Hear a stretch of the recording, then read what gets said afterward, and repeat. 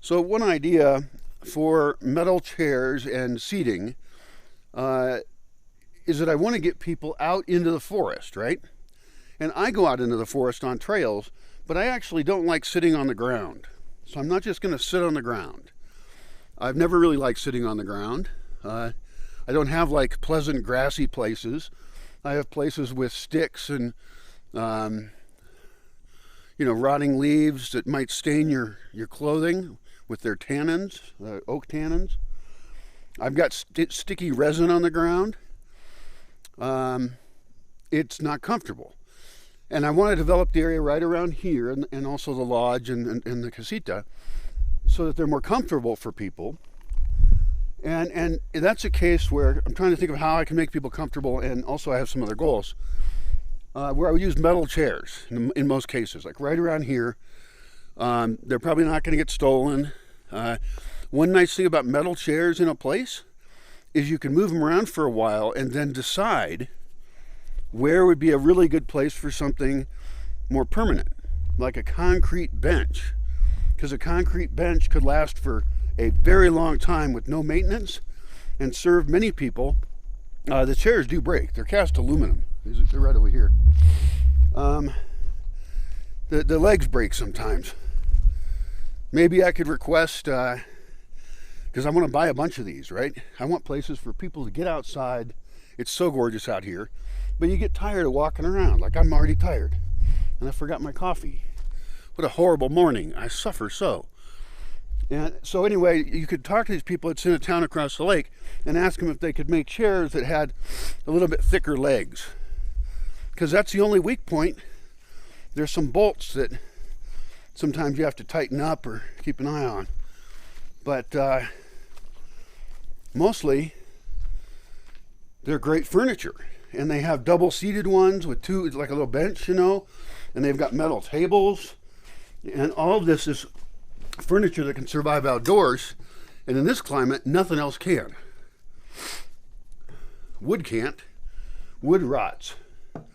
I made a bunch of benches out of wood with big, huge, like 8-inch nails or something. Maybe they were 9-inch nails and it was a band. And I put them all over because I was expecting, after I showed up here, to have more people sooner. I mean, I didn't do this right away. It was a couple years in. But most of them I put in too remote of spots. And so they weren't used, much. And then they rotted. And that worked. I mean, it didn't matter to the forest. In almost all cases, we were able to collect the nails out of the rotting bench. And then it just becomes, mushroom food. So it's not like we hurt anything, but we wasted labor. And that's a sin. We have to be very efficient. We're going to be in for some hard times. And we cannot expect the hold hands, dance in a circle, utopia bullshit quite yet. We do that if you want. It's fine. It doesn't hurt anybody.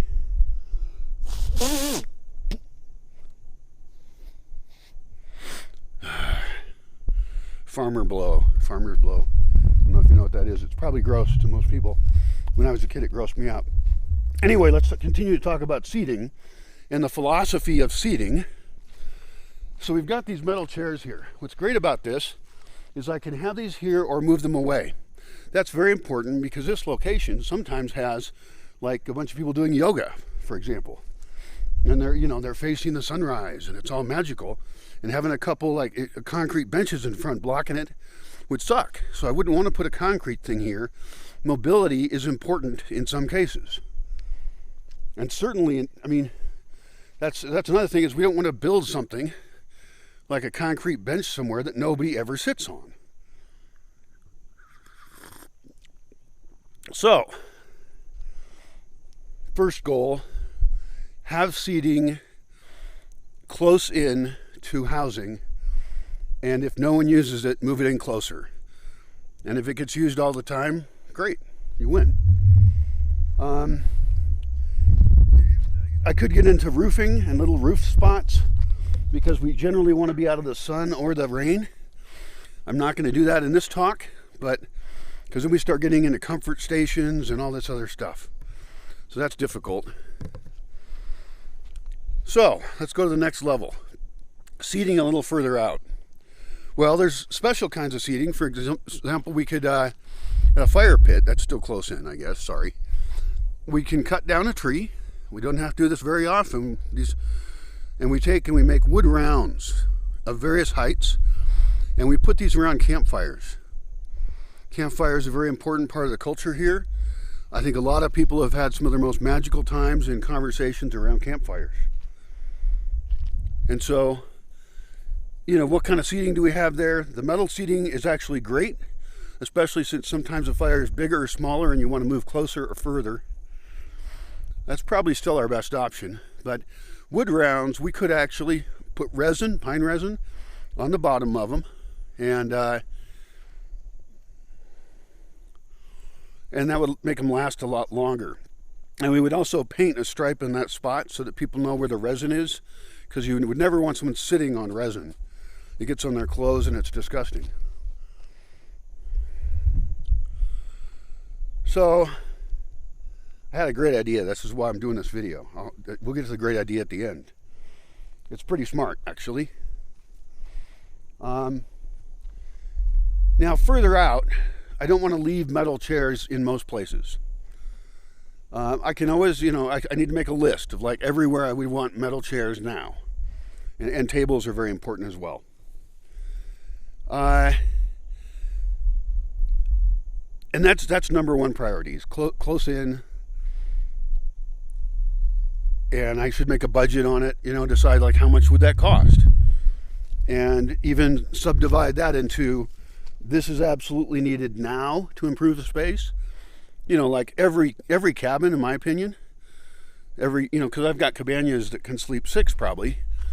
And so there should be a table out there, a metal table with 4 to 5 chairs, so that people can sit outside and maybe enjoy a view. Maybe it's in the shade of a tree. So I could subdivide the list of metal chairs wanted into those that are more important or not, get some pricing, also ask them, if I buy a huge amount and you deliver it to me in a truck, how much would it cost? Generally, by the way, these are black chairs right here. I'm used to operating in a very low light location, and it's really nice at night to have things be white so that you don't hit them with your feet or you know, trip over things or whatever. It's just because you might have just a little light and it might be too dim, and believe me, your depth perception goes down. Night is dark here. So ordering these chairs, we would want to get brightly colored ones. I have one metal chair and table set down at the casita that I told them, go crazy with it. Just make it the wildest crazy paint job you can, and I don't care what, but I want as many colors as possible. They did a great job. They painted it white, and then they did colored. I have to go look at it, and like I sit around looking at this table, so I kind of forget. But so anyway, really nice family, you know, family business over there. There's a whole row of them where they sell this metal furniture. And really, I should just talk to each family, and then pick a couple of them that I like, you know, that seem like nice people and they can deliver, and they get me, you know. That'd be cool. I'm sure they're all nice people, but I want the nicest ones. And they should be willing to give me a deal if I do a bulk purchase. And I need a couple of these people because I want to make sure that nobody raises their price so high that I'm getting ripped off. And then the other business, if I always get a bid, you know, I'll be able to get good stuff and it'll work together. And I should buy from both of them, I think, occasionally.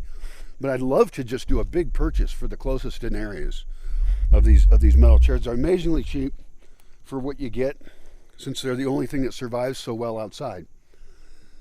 Anyway, we've got to go out further, okay? Because one of my goals, and it's a very important goal, is to get people away from buildings. This is a forest. Most people do not get a chance to hang out in a forest. Going camping is a pain in the ass.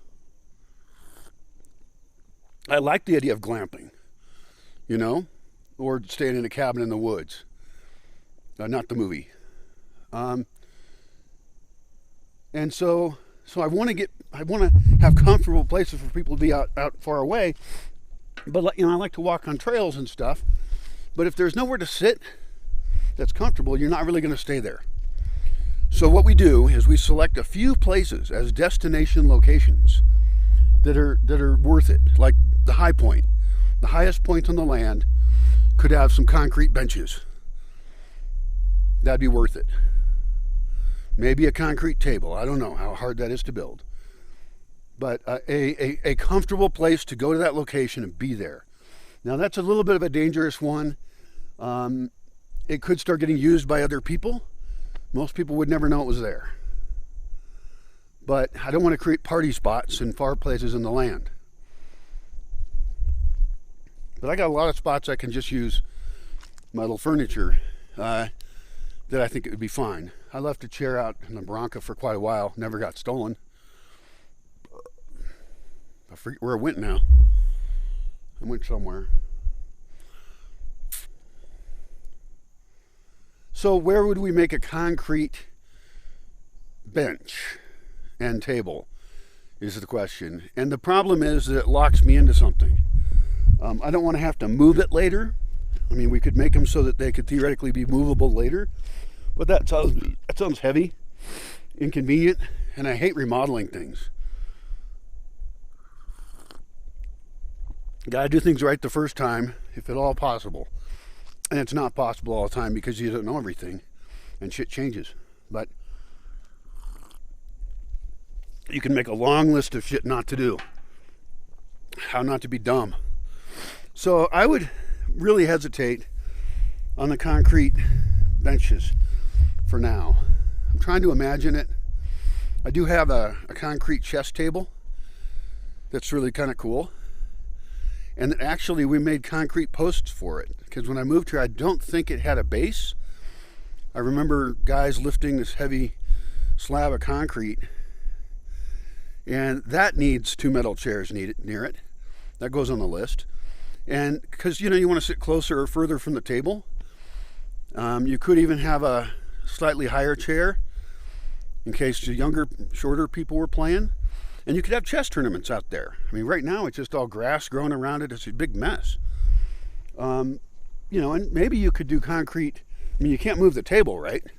So there's a case where, if you could make a good concrete seat, maybe like kind of big,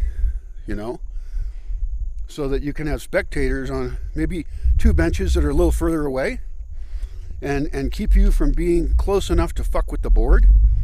But you can have a front row seat on watching the game. That sounds good.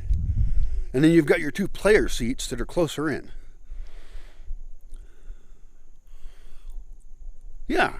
And I could level the land around it. We could video games even, if people are really into chess. I don't care about chess. But I care about everything. And chess is part of everything. And so I think it's a great game. I think people should play it. I played it when I was a kid. And then I find it boring to play. I don't care if I win or lose. The last chess game I played was somewhere around a year 2019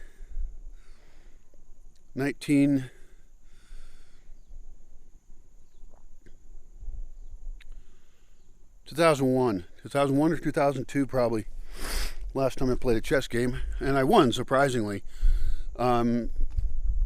which I think might have annoyed my opponent since I think he's a better chess player. But anyway, back to the seating and to my brilliant idea. But that's an interesting thing, is to make specialized furniture, outdoor furniture locations. I'm doing that really with this whole View Park. All of that's going to be these cool alcoves and stuff. I'm going to, it's just going to be magical. And we're going to plant it and everything with beautiful stuff and vines and flowers. And bird elements, bird baths. So, how do I get people farther out? Well, like I mentioned, it could be the high point. I could do it up at Sanctuario. That's actually a great one. That's far enough away to be kind of a destination, right? I think that's a perfect one. Still pretty close in.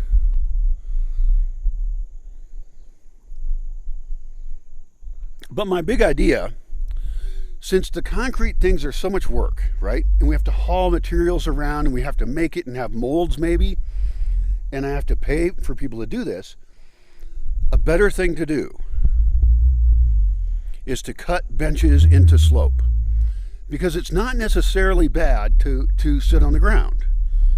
But, you know, like my knees right now, I mean, I can barely do anything for some other reasons. And, you know, and you get older, and I mean, kids can sit anywhere. They can fucking go to sleep somewhere, anywhere. Actually, they shouldn't do that because there's scorpions out there and stuff in the ground. But I'm thinking just dig benches, and they'd be semicircular benches, right? And you want to make them good enough that 4 to 5 people could sit in a semicircle. You could make little ones with 2 people. That'd be great. You could dig into slope and have 2 benches facing each other. The point is, my dirt is such, I know my dirt really well, that it's fairly stable. So what we would do is dig a bench like that, make it different heights for different people, you know, because there's very short people and there's very tall people. And so there's no reason that you can't have different heights of these things, right? And you can put them anywhere, and they're all natural. So you didn't use any materials. Your costs are less. It is some work. The earth gets hard. I want to dig it down so it's not dirt anymore. Okay? And I want to make the back be really comfortable. So we may even want to dig in so far that the back is also solid. This is more work. But we can use that dirt, too, to plant other things nearby. It's nice, rich, soft dirt, you know? And so, in other words, dig in further than you think. And you'll end up with a flat spot in the front of it, which is useful anyway, right? And then, cob the back of it. And I don't know if we treat the cob with something. It's a dirty place here, you know? We're certainly not going to seal it with resin, which we often do. Well, we're not going to do that. Seal it with wax. Wax also is kind of a little gooey, and the sun will fry it. Well, you can make a suggestion. I know there's various finishes for cob. In this case, I would be caring about contact with it, though. This is not a wall in a hut, and so I want to make sure I don't fuck with people's clothing, you know. And then, this is the exciting part, okay? Then, and you've planned for the height on this, okay? So you might not have built it quite as high. You might not have cut it quite as high from where your feet go to where your butt goes. That's the distance that's important, okay? Because that varies based on people's leg height. And you don't want people uncomfortable in the way they're sitting at all. Don't build uncomfortable shit.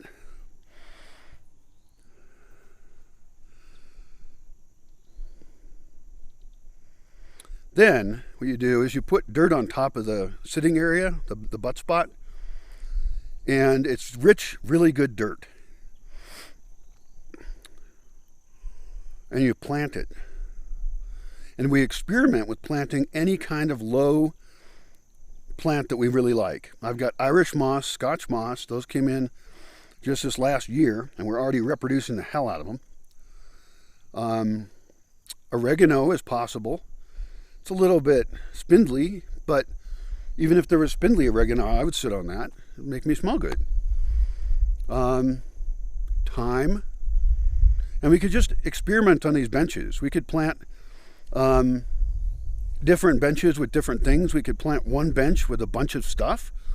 I mean, I've got an earth roof that is just completely covered, and I don't water it or take care of it. And I've talked to people who talk about the problems they have with their earth roof, and it's like, I got no problem with my earth roof. I just keep pulling plants off of it. My problem was I didn't have enough labor and time this year to harvest plants off of it, because we can pull a third to maybe a half. I think most we've done is about a third, maybe a quarter. It's work, you know, you got to pull the plants off. But the point is that these plants are so happy there. I mean, I'm talking amaryllis loves it up there. There's one plant that's invasive almost up there. It takes over the roof. But off of the roof, I can barely find places for it to survive. That's an exciting kind of plant, because I can put it in a few places and it won't take over. And it's great for the earth roof, and I get as much as I want of it. It's like a nursery. I mean, that is the ultimate win, right? For plants, is if they can survive on their own, but there's no risk of invasiveness. They're not bothering other plants. They're not toxic. Anyway, so back to the bench, right? What we're looking for is fluffy stuff that you would want to sit on that is alive. It's not going to be hard like the dirt was. I mean, I'm talking, you know, compacted dirt with rocks in it and shit.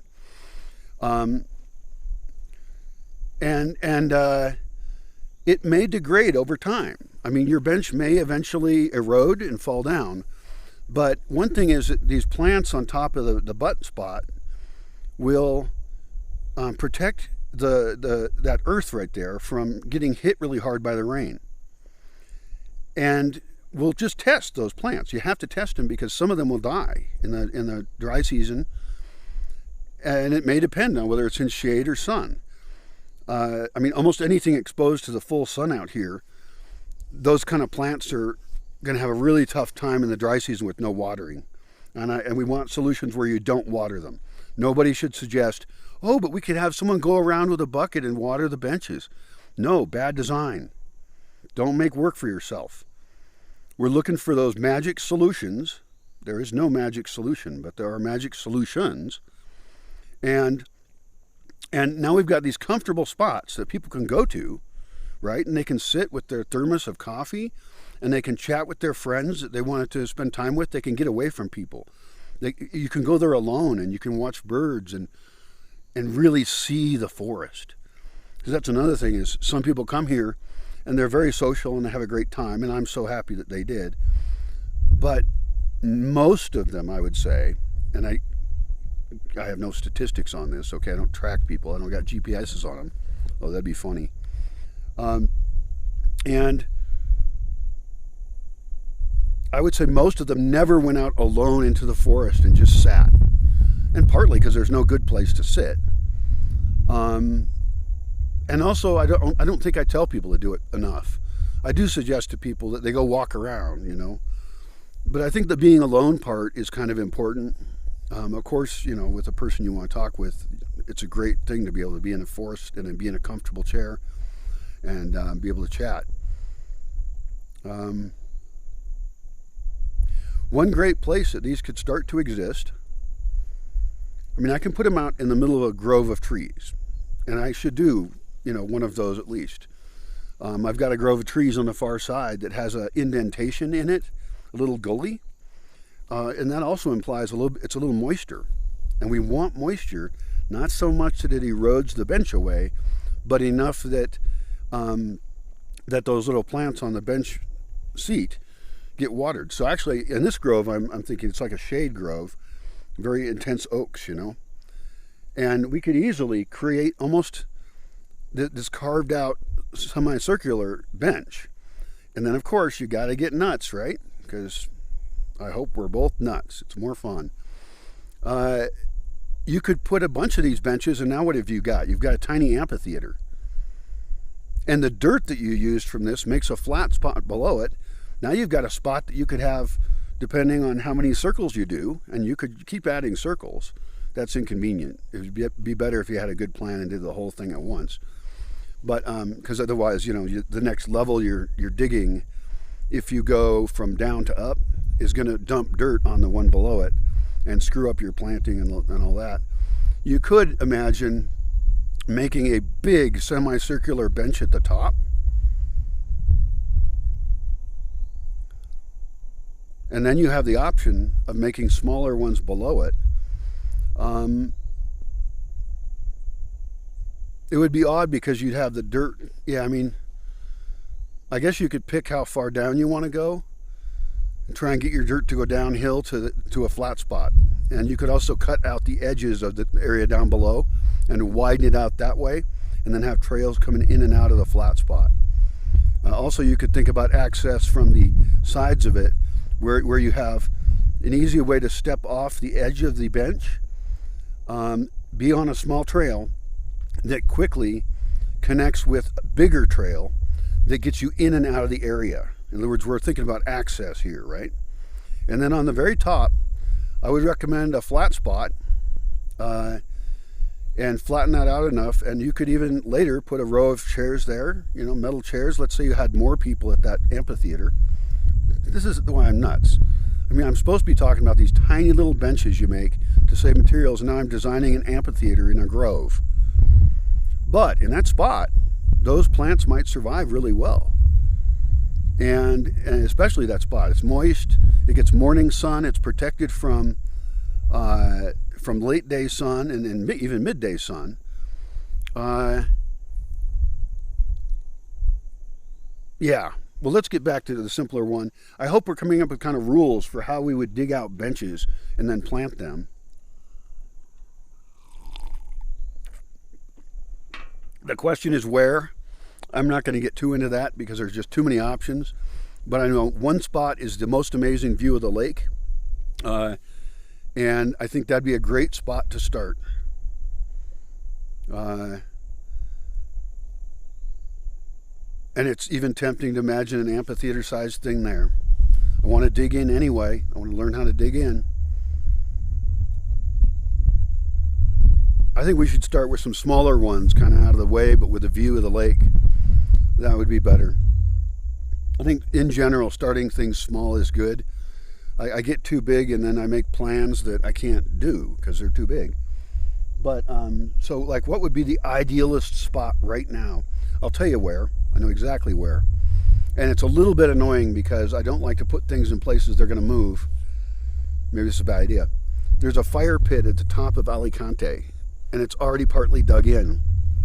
Another place to dig in immediately is the Casita. There's already a spot that we started, but we didn't get to the point at which I'm getting what I want, and we could easily do a pretty long row of seating there.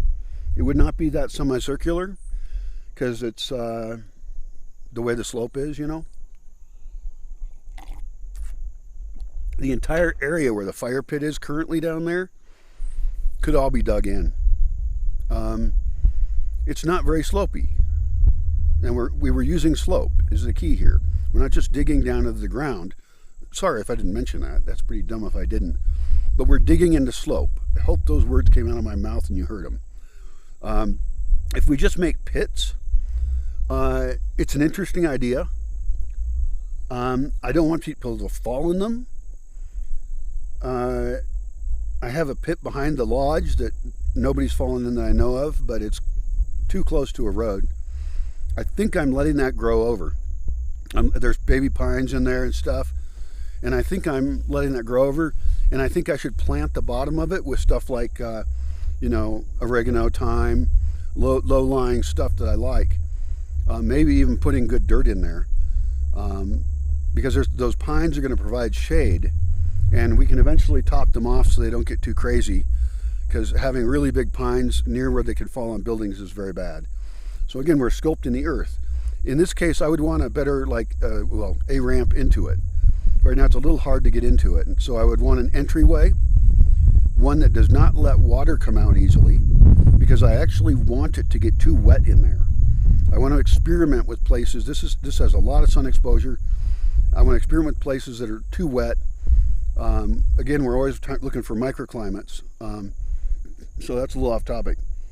But that's a place I could turn into an amphitheater. I mean, I could dig it out like that, but I think for that one, I don't want to. Back to the fire pit at the Casita. It's not slopey enough to dig in like that. It just isn't. So don't force it. The fire pit at the Totem. No, we should flatten around it, and then plant things around it that are pretty, or that somehow fit with fire pits. And in fact, I should make a list of which plants are best for fire pits. And one of them, surprisingly, is cedar, because we can turn into a hedge. Many people say, don't plant cedar. Well, a couple people said that to me, including one of my neighbors. And what he was imagining was like a cedar grove or something, because there was a cedar grove down here. There's cedars up, in fact, by his land, so he knows what he's talking about. They're kind of sterile. They're not exciting enough, really. But the reason I mention it is because a cedar hedge can be a really good windbreak. And when you think about fire pits outside, what's the worst thing? Smoke in your eyes. It's fucking annoying. If it's a really windy day, then, you know, and there's gusts in different directions, it's not like you can just sit on one side of the fire and not be bothered. And there's a lot of beautiful people that come through here. And you know what they say, smoke follows beauty. So it's just wiggling all around, bugging everybody. You're trying to listen to something, you're trying to talk to somebody, you know, you're trying to have a good time, and you got smoke in your eye. So a thick hedge at various distances, and some tree cover potentially nearby. Each fire pit is very different. You got to design it correct.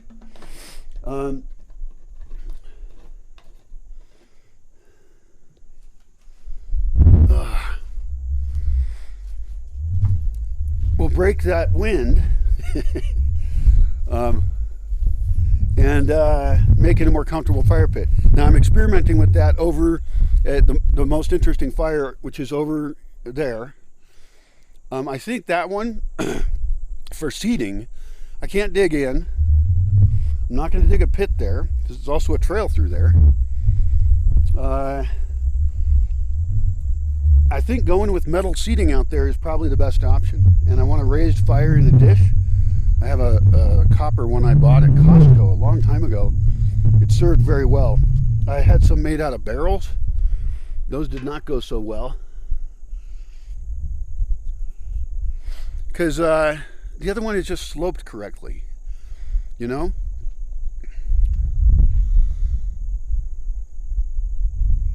I wonder if we could take the lower third of a small type barrel, cut it out just like we've done with the ones I have. I'll show you one over here. Coffee, show you this, both. This has to do with seating because we're talking about outdoor seating here, right? And so we're trying to figure out what seating would be most appropriate in what kind of settings for a fire pit. And that's such an important part of the culture. So this one, I had handles put on it, and I had stuff cut out as shapes on the edges. Right now it's full of some paper waste that I'm going to burn. I could compost it. That's two ways to get rid of paper. But anyway, there is no paper waste, and most of it should actually, if this place is active, most of it should be available in buckets as part of fire starter systems. So every fire pit could have its own bucket or buckets, and they have stuff like bits of paper. They have the shavings from pine trees. Those are just the best ideal thing for starting a fire. Fantastic. So we got metal chairs, is obvious. We've got wood rounds for fires. I like the idea of digging fires in. And you know, when I mentioned the slope over here, where you see the lake, I talked about the amphitheater on the other side. Well, the bottom level of even an amphitheater could have a fire pit. And the people in the area closest down at the bottom are closer to the fire. And so maybe sometimes you have a fire and there's just people right there. The further you dig it in, the more narrow your view is. I would tend to think I wouldn't want to cut it too shallow or too deep. Damn, I'm smart. Well, you could just draw up the extremes of that. I mean, one of them would be like an entryway and a rounded out area. Now, I wouldn't do that at a view because you can't see the view through the little entryway, right? But that's tempting to try and do somewhere. It's actually pretty exciting. It would be like you were in a cave. I do have a spot that's almost already like a cave. In fact, we did dig it out a little bit. But I think part of my plan with that is I have some plans to fill that up with dirt. Maybe I shouldn't. Maybe I should go look at that cave. The barranca is an option, but the problem is that that's a ravine for fires. Is that I really believe that's a wildlife-centric location. It's the most intense wildlife on the entire property, and I guess I just don't want to bug them. I don't want to put lights down there. I've thought about it, you know, and we could pick just part of the barranca and do that. We could. If I did that, I think I would do it in an area called Morada. Purple. We just named it that because we needed a name. But it's a relatively non-interesting part of the barranca that is would be great to put in more dirt there, and it wouldn't be that hard to do. I've got dirt nearby above, and we could scrape some tierra de encino off the sides of the barranca and toss it in there. And then we can also improve the trail into it, which would imply a whole bunch of cutting of really hard dirt and wheelbarrowing it up and running it down and making more flatter spots down there. We could collect rocks first and move them and decide what we are going to do with those. And that could easily be a place that had, for example, a fire pit with metal chairs, no fire hazard, and we could say that's the only place. It's just below the crossing, the barranca, where the road crosses. And that could be a nighttime, really exotic fire pit that's already dug in. So the amount of work we would do is work I want to do anyway, is to improve the trail into it. That's the hardest work. And then planting it is no problem. We're used to planting things, and we can put stuff around it. There could be magueys and things, and I've got a really cool big maguey-related agave type thing that's just huge, and I think where it grows is on cliffs and stuff. I've seen it when I was in the bus. We passed a big canyon, and so that stuff might actually love growing off of that. We could do some soft LED lighting in there that would be portable. I'm not running electricity to that spot. It's too far out. I see no reason for a solar power system, and I'm not thinking about a place that's going to be used that much right now. We can always add that later anyway. In fact, later there's going to be a building above it, so it gets good water flow, and it's shady as fuck.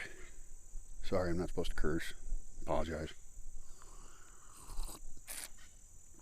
But in that case, yeah, I think metal seating, and we would even like cob the base, you know, make it like really like an earth floor, just for an area, small area of it. I'm talking small. Have some tables dug into the walls around it, you know, and again, maybe plant the top of them, but places to put your day pack, places to, you know, I don't know, whatever. That's an interesting one. That's a lot of work. The upper barranca is more interesting, but my whole point is I don't want a lot of people in the barranca.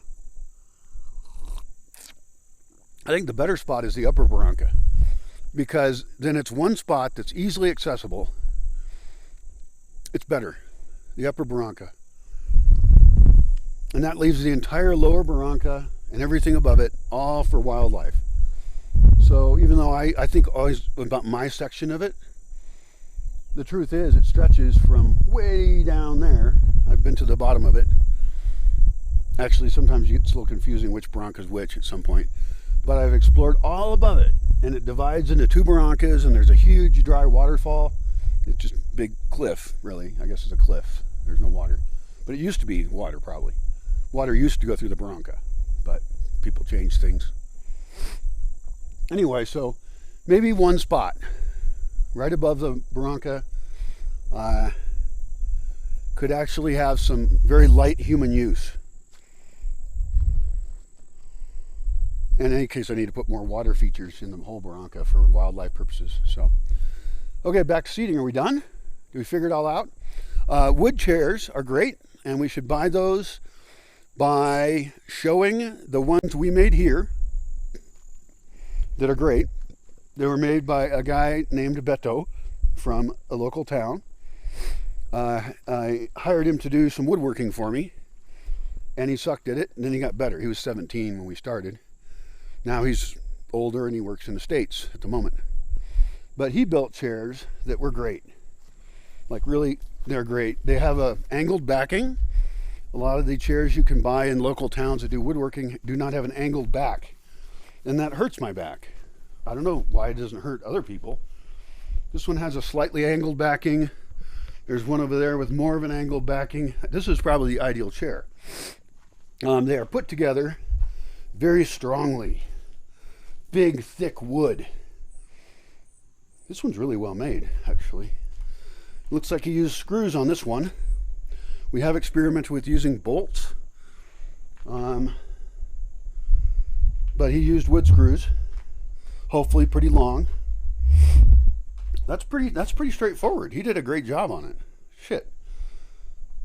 And then we painted some of them. There's a painted one over here.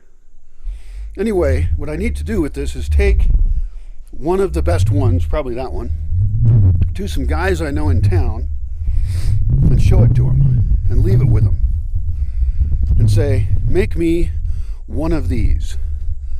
Just one. And then take that chair to another place and show them both chairs and say, here's my original chair, and I want you to make one like this. Here's the chair that got made. Here's how it is correct and incorrect. Maybe it's got better, you know, or maybe they fucked it up a little bit. And then these guys make a chair, and then I bring the chair back to the other guys, all the chairs, and I say, look at all these chairs. Have we figured out how to make the perfect indoor chair? Because chairs are expensive. And you know when they're most expensive? They're most expensive when you buy shitty chairs cheaply in a town over there or a town over there. There's two woodworking towns you can buy that kind of thing at, and it's cheap. But a cheap chair, you know, people lean back in chairs, which really annoys me. I like the idea of having chairs that they could do that and not break it, because they've broken multiple chairs. I don't lean back in chairs personally, but that's also because I know that they're weak chairs and I don't want to fall on my ass.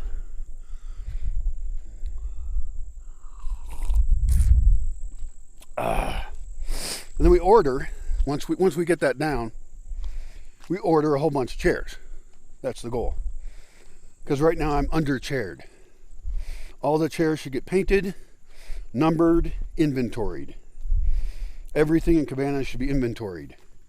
I'm terrible at running that kind of stuff because I don't feel like doing it. But, you know, I need to know how much stuff is breaking, why, how much stuff goes missing, why. You know, I need to have control over the space. Oh, he said control. That sounds terrible. What an asshole. Yeah, I want to fucking protect the goddamn space so that I can serve people with it. That requires somebody else on the team other than me, since I'm not going to do it apparently. Hell, I'm the person who destroys the most shit around here just because I'm me, you know, and I leave stuff out. I mean, this whole terrace right here is a big mess, you know, and for me right now it's hard to even walk around, which is why I'm walking around, because I need to get stronger. But I just have too much stuff to do. I'm overloaded, you know, and I'm weak.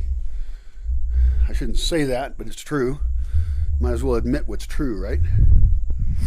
But I'm physically weak, and I'm trying to fix that right now, just walking around. So the wooden chairs then should happen, and then we've also got small benches. And they should be not huge, like I had a couple benches made for me that were really big. eventually we stupidly put them out in the rain. Okay, none of this wooden furniture should ever be in the rain.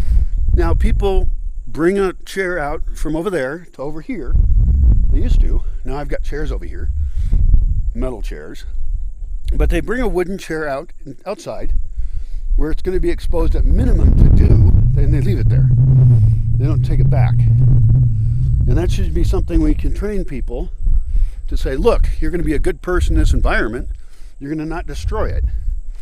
Because what it means when you take a chair from there and move it to here and you leave it out is that somebody else has to clean up after you because you're making a mess with stuff that isn't even yours. That's not a good level of consciousness, conscientiousness,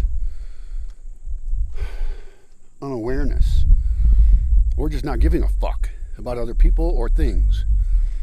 So the problem is that sometimes if people are busy, like me, for example, who doesn't want to follow you around cleaning up after you, I have to notice it and move it back. Now, these chairs I've protected pretty well. I do move these back.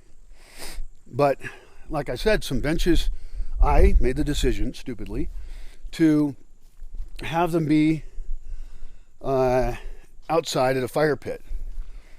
And I had no place near there to put them under conveniently underneath a roof. I think I did it for a little while, where I protected them. But eventually, they were huge. It takes two people to move them, and they have to be kind of strong people. The benches were too big. Bad design. But we could look at what the smallest bench that two people of average to slightly above average size could sit in comfortably. And it could be a wooden bench made just like that chair, except wider.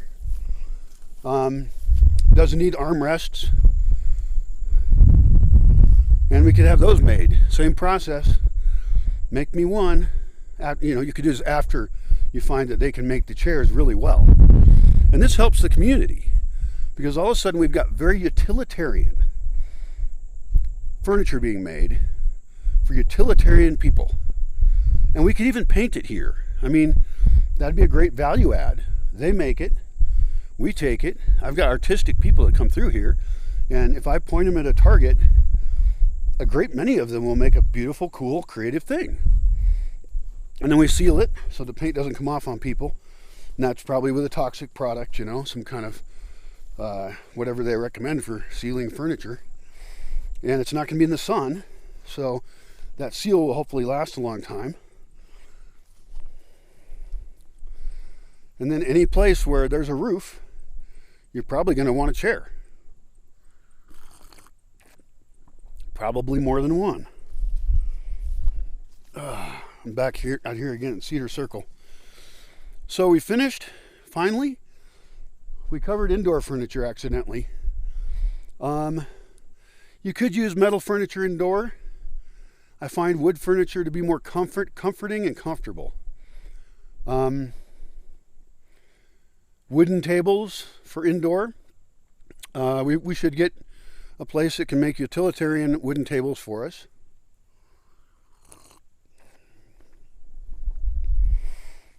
Perhaps I could buy wood down at the mill in town, because we can make boards here with a chainsaw, but it's more expensive, more work. We're not professionals at it, and it ends up being a little more rustic and thick than I would want.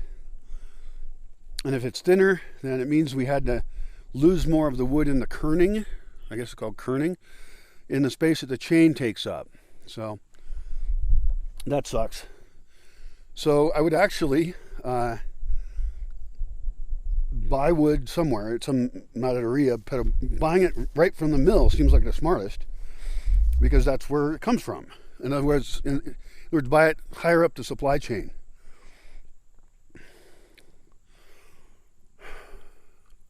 Or the carpenters buy it. It doesn't matter who buys it. Whoever gets the best deal. But a utilitarian style table in the style of these chairs would be hugely useful. We have made some big tables. We made one that was so long it was massive. I'm a crazy guy. I do things too big. This time it sort of worked. We ended up with a big, huge table. It went all the way down the terraza, and you could fit, I don't know, 25 people, something like that. I'm not really sure, but it was a lot. We ended up cutting that in half. It was just too inconvenient, and you couldn't move it, you know? So I would want some tables that were various. I like the idea of long, slender tables that don't fall over because I think that there's often a lot of wasted space in the middle of a table. So I imagine like monk tables, more narrow. You know, it's got enough space for your plate and your cup and not a lot of extra. On the other hand, that terraza is pretty great with those big, great tables. They feel great and they're great for projects. So I guess it just depends on the space, really. Anyways, we can come up with a couple models of tables. That'd be great. The other thing to do is, you know, this is extra work. It's extra work to develop a whole new industry. And I really love Oranga a lot.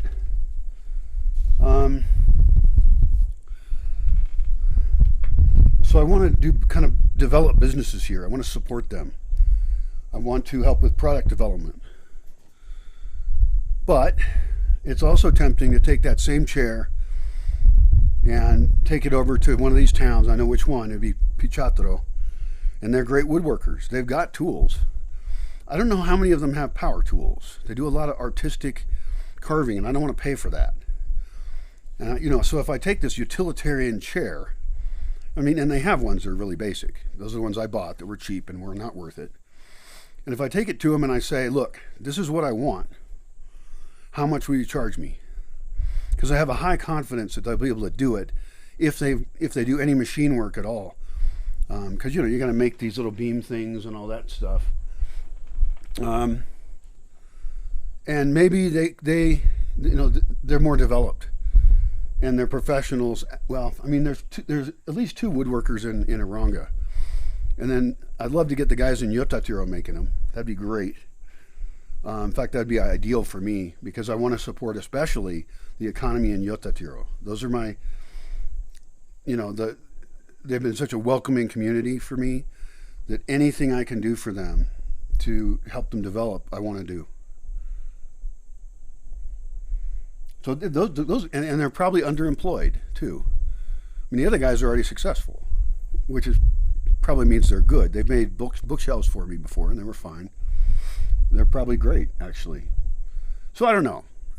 You know, I could go over to Pichatro, and I guess all of these directions should be investigated. We can just do calculations on what makes the most sense for us, but also maybe do them all. I mean, if I want to support the idea of making cheap utilitarian furniture, I should look up Shaker furniture, by the way, then I need to give them designs, or in this case, an example of a chair, and say, this is what I want. Can you make this and how much it will cost? Because the truth is, this is a very easy chair to make. I mean, especially if I was to order more of them, they could mass produce. That's not really how they do things here usually, but they could really crank out the pieces of them, right? And then screwing it together is cake.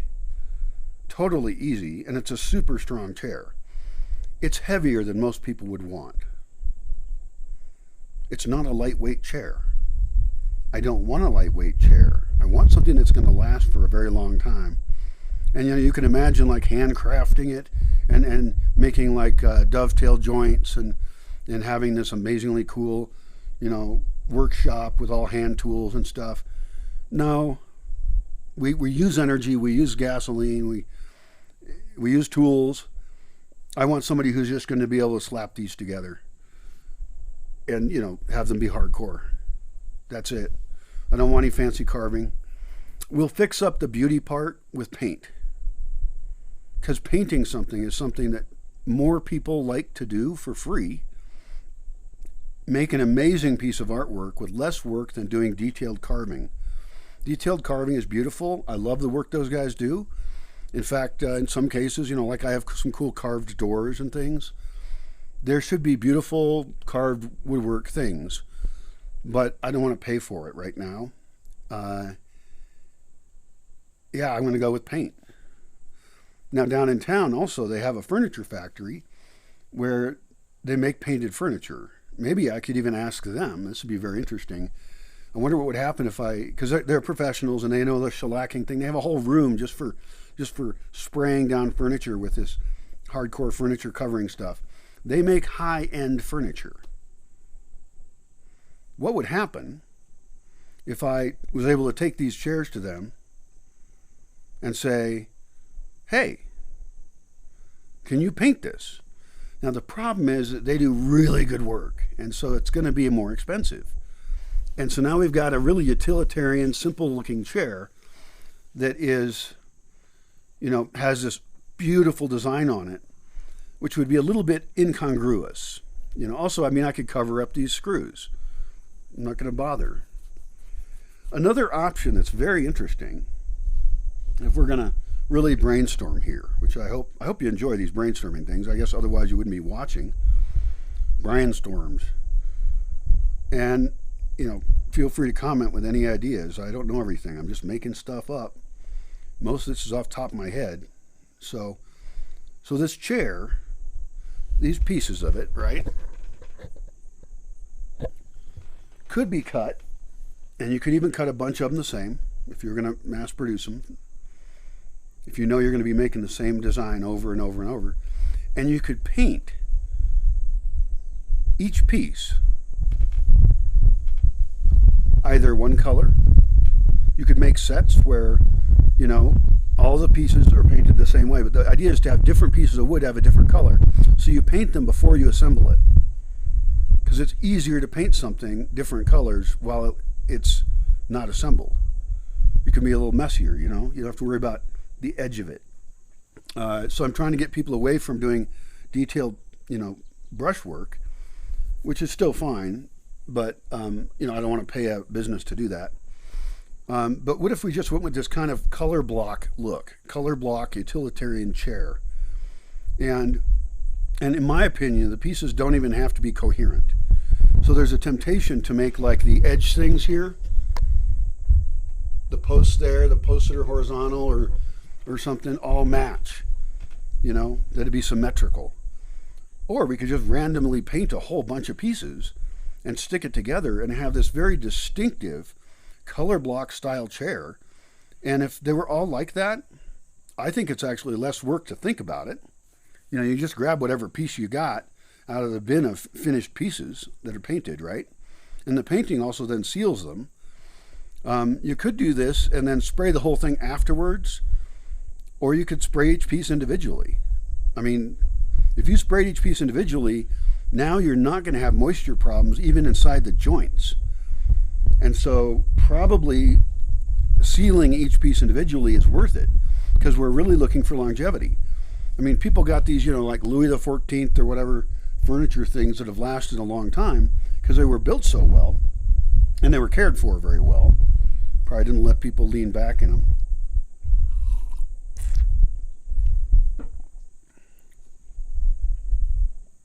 And I want to make chairs that last that long.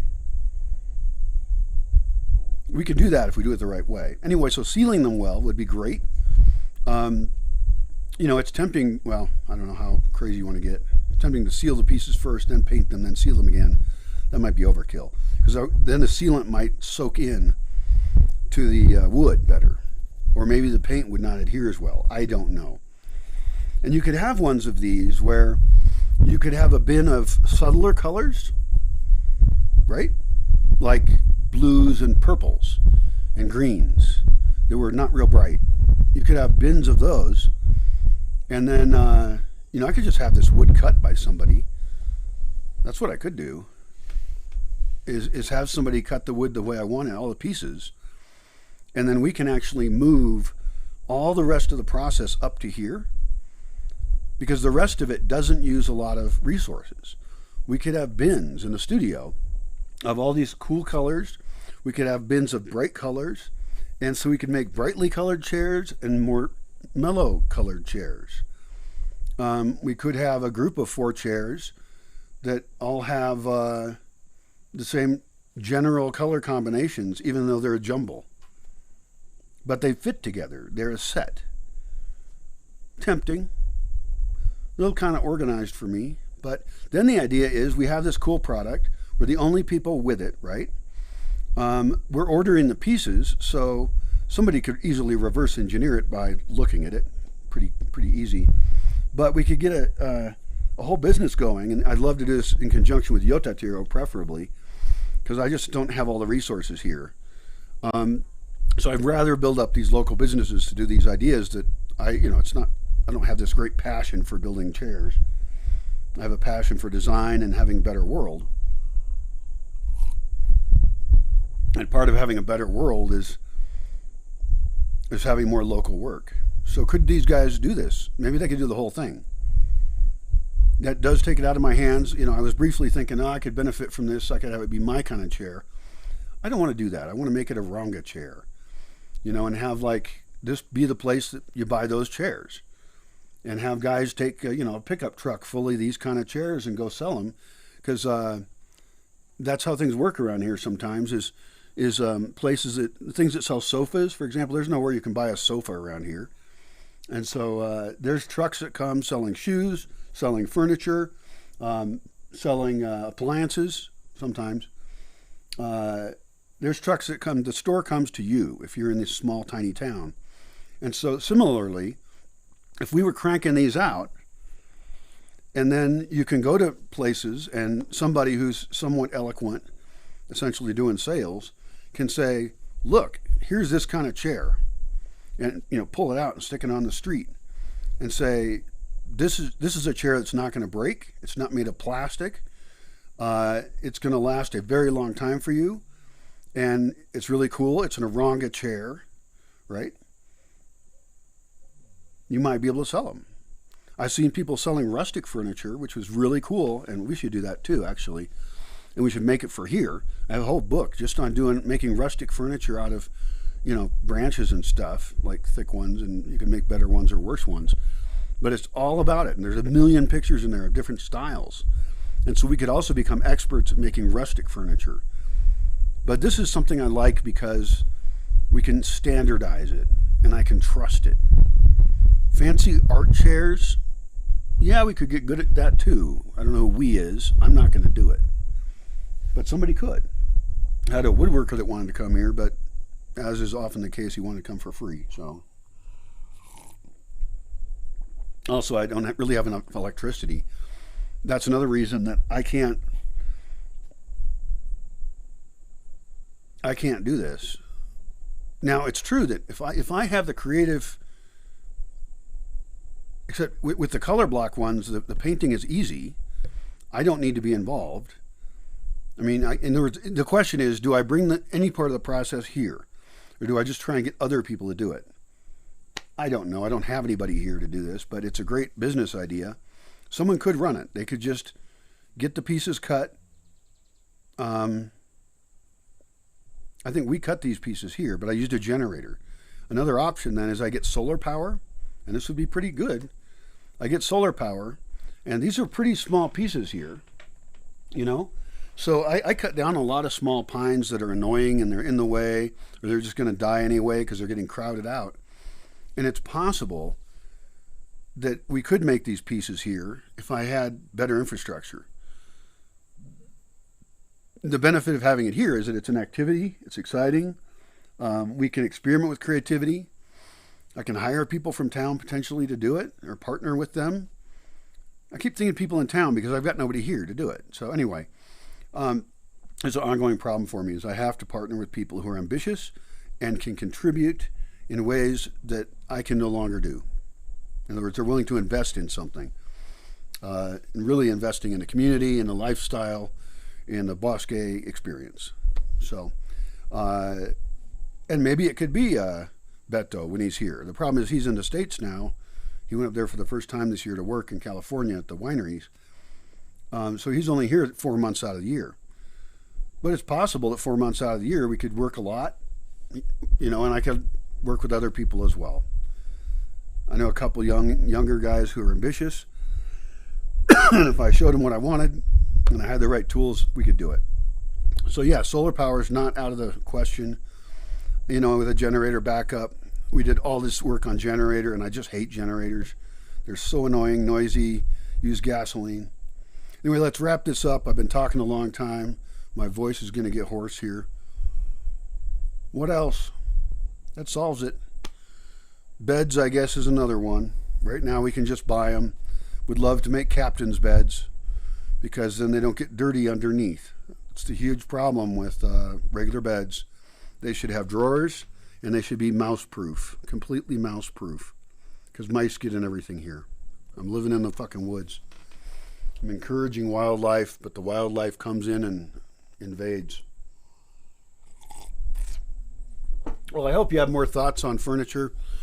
That does it for me. I think we've covered every kind I can think of. Put your comments in. Make a response video if you want.